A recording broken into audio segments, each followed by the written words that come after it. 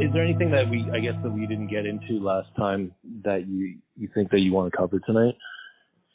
Right, absolutely. I want to really get into the details of what was going on at the time when this incident occurred, because, all right, it's not like he was putting me under arrest, or if I was under arrest for any kind of crime or wanting in connection with crime. There was nothing connected to crime that made this guy get out the car on me. And just because he was a cop, they automatically just looked at everything that he did as if he was in the performance of his duties. However, he was not on duty, and this was not his, particular area of patrol. There was nothing of crime. He even says it. Why they're questioning, my lawyer's questioning him, and asked him, well, why were you following him? Well, she asked, why were you pursuing him? He goes, oh, I wasn't pursuing him. I was following him. In the books I've read in school, dictionary, it's synonymous. They mean the same exact thing. So I don't know why he said he wasn't doing what he was doing. And then on top of that, she asked him, well, was he wanted for crime? Were you going to arrest him when you called up to him? And he says, no. There was nothing criminal. So why was he following me? You understand what I'm saying? And then it's like everything that he did, it was looked at like it was in the performance of his duties. However, I was not charged with, shooting a cop while in the performance of his duties. I wasn't charged with resisting arrest. I wasn't charged with hindering apprehension. I wasn't charged with obstruction of the administration of law, because these things were not occurring. However, his police status automatically, yes, he was shot. And yes, I was in possession of the gun, which, discharged, and he got shot by. Yeah, but the big thing is, I did not pull the trigger point blank like these people are saying. This is a lie. Now, there is a newspaper article, and this is the only proof that I have today is this newspaper article from July 31st, 2007. It's in the Trentonian newspaper, and anybody could go to a Mercer County library and get this article from the news archives because it's right there in print. He says how he did his tactical maneuver and the block on the gun, which burned his hand at my trial. He does not say this. He says, no, I never touched the gun. Shot him at point blank. Now, here goes the thing. My whole and only defense to an attempted murder charge is that the gun discharged accidentally. Now, I don't know if they're trying to pull the wool over somebody's eyes, but you can't purposely cause an injury to result in death on accident.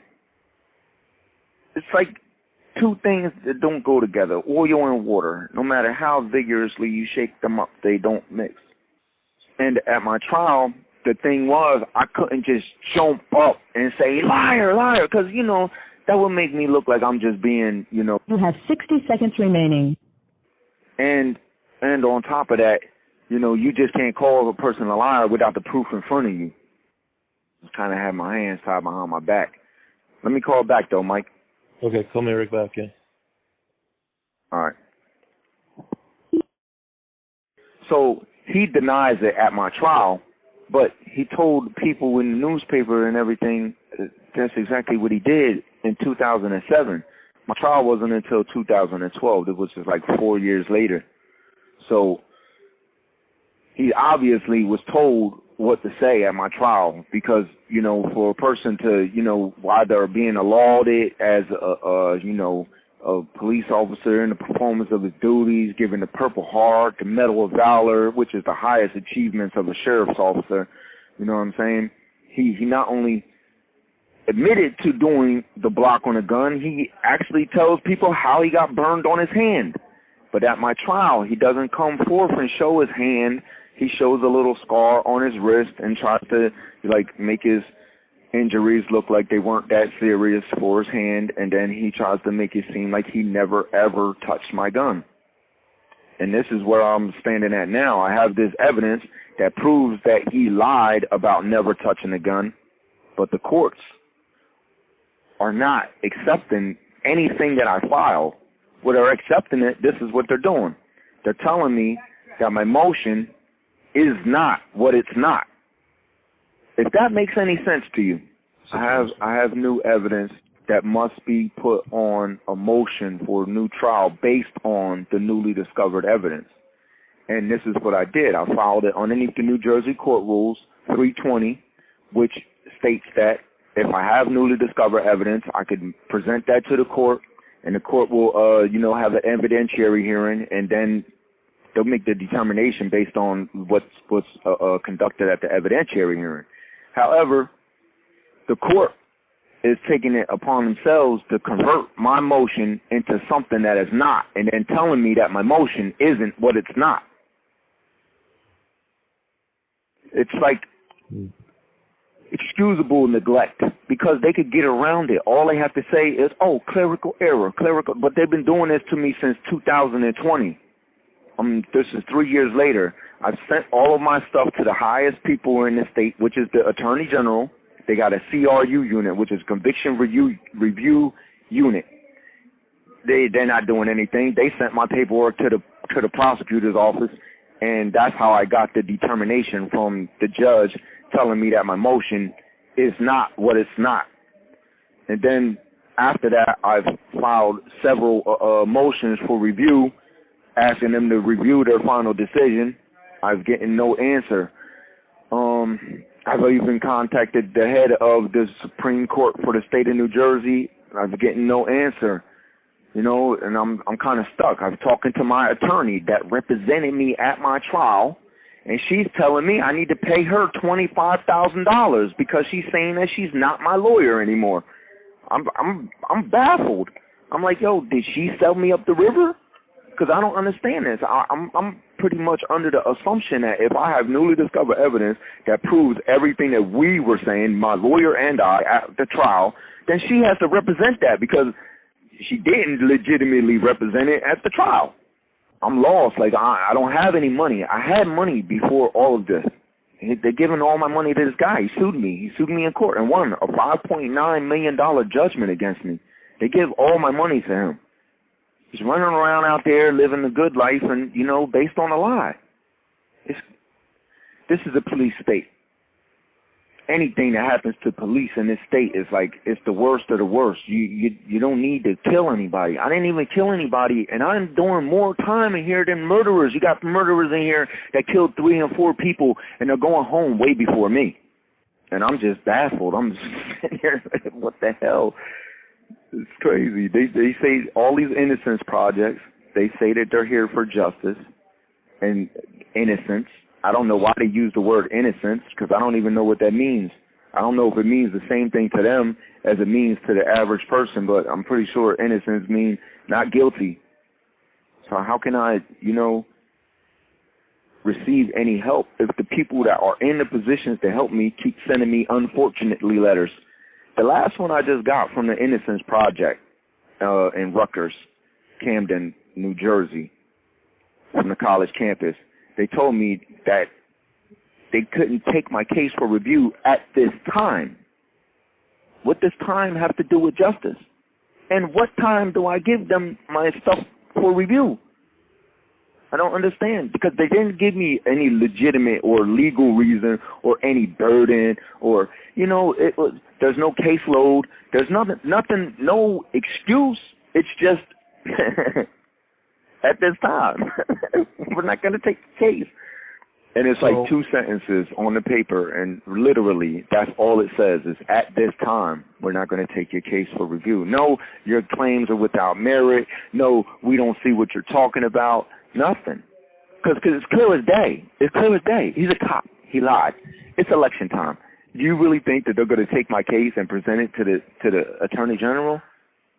No, I don't think so. Not in this state. I'm not saying that I should be free from liability, because obviously I shouldn't have been carrying around a gun without a permit. That's first and foremost.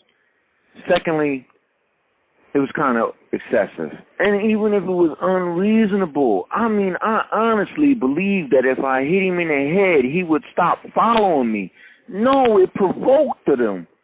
It was like, Mike, it's one of those situations where, man, I was just trying to get away from this guy. I didn't want nothing to do with this guy. I don't even know these people. You know what I'm saying? I was over there more worried about my sister than I am with this guy. And you know, they're coming at me because they're thinking that, you know, I was assaulting my sister. I didn't assault my sister. There's no proof of that. Now, again, I will admit that when we were in the car, you know, when I tried to smack her hand away from the headrest, I caught her in the lip. I'm like kind of back smacked her in the lip. And, you know, I didn't feel bad about it at the time because of what she was doing. But, you know, it wasn't like I intentionally just back smacked my sister. Like, that's crazy. And then they're trying to use that. They're using that, which happened inside of the car where none of them could see it because they weren't even present. They're trying to use that as the means to say that's why they got out the car. How could that even be the means by which they got out the car to help my sister if it never happened outside of the car? I'm lost. Your sister was charged too. That means that she was charged with attempted murder. Testify in your defense then, right? Well, it was like they basically used my sister. They basically charged my sister with attempted murder and everything that I had, you know, the possession of the weapon and unlawful purpose of the weapon for its use. And, like, literally held her in jail for 18 months. They charged her and held her for 18 months, basically, like, putting pressure on her to do something that she couldn't do because they kept trying to get her to say that she saw me shoot the guy. And she's like, yo, the cop is even lying to her on the video, telling her that they have a video of the shooting. Now, if they have a video of the shooting and they never released it, I want it because it will prove that I'm innocent. It will show you that he karate chopped my gun, and as soon as he karate chopped my gun, that's when it went off. It did not. It was not like I just pulled out the gun and just shot him. No, I pulled out my gun and I hit him in the head with it. I got the gun pointed at him because it's a natural response. You know what I'm saying? Yeah. And I'm trying to apprehend him. I'm trying to get his apprehension. He wasn't apprehended. Instead, he charged at me. He does the karate chop on the gun. He's trying to disarm me. But it doesn't go the way that it went in his head at the time because he got shot. And then they saying like, oh, that didn't occur. I just pulled out the gun, hit him in the head because I looked at his chest while I wanted to shoot him. That's their theory. The theory is that I committed attempted murder because I pulled out the gun, hit him in the head with it, looked at his chest, looked like right where I wanted to shoot him at, and then shot him. That's not true. Because if that would have happened, he would have never stepped into me, did all of this crazy maneuvering that he did. It couldn't happen because you can't be in two places at one time in physical reality. You can't be 3 feet from me and at the same time up on my body, blading my body, which he says he did. I want to send you my transcript so that you can see it verbatim, and you'll be like, yo, this does not make sense how he's saying that he got shot just without looking at the block. Just understand that. When he's explaining how he got shot to the jury, it does not make sense because he puts himself in two different particular positions at one time. Like he can transport from here to there without physical restraints. Like the laws of physics do not apply to him. Like he was, you ever see the Nightcrawler? Marvel character, he could transport from here to there. That's what he's basically saying, because at one position he's over here, and this is where I shoot him at, because he says that I shoot him at point blank. If I shot him at point blank, he would have got shot over there. He wouldn't have had. Now, how did he do all of this? He got shot first, and then did all of this, and then went back over there, or did none of that what he said occur? And then what he did was he came up on me. He bladed my body, brought his left hand arm up, did the block on the gun, and then the gun went off. Because exactly what he says is he brought his left arm up to kind of push the gun away from him. He heard the bang, and he felt the shot. He don't even see me shoot him. But he's telling the jury that I shot him at point blank. Now, for attempted murder to occur, I had to shoot him first. If I didn't even shoot this guy, how can I have attempted to kill him? You have 60 seconds remaining. It has to be a purposeful act. It has to be the act of will. There's no lesser mental state. I can't know that he would have got shot with the gun. I can't negligently or recklessly shoot him and still be charged with an attempted murder. It doesn't work like that. But that's exactly what they did to me. And I don't even understand how I was charged with attempted murder on the date of my arrest, because you have 30 seconds remaining. They never spoke to the victim. They never spoke to the victim of the shooting to even understand how he was shot. But I was automatically charged with attempted murder. I was arrested July 16th and charged on July 16th with attempted murder.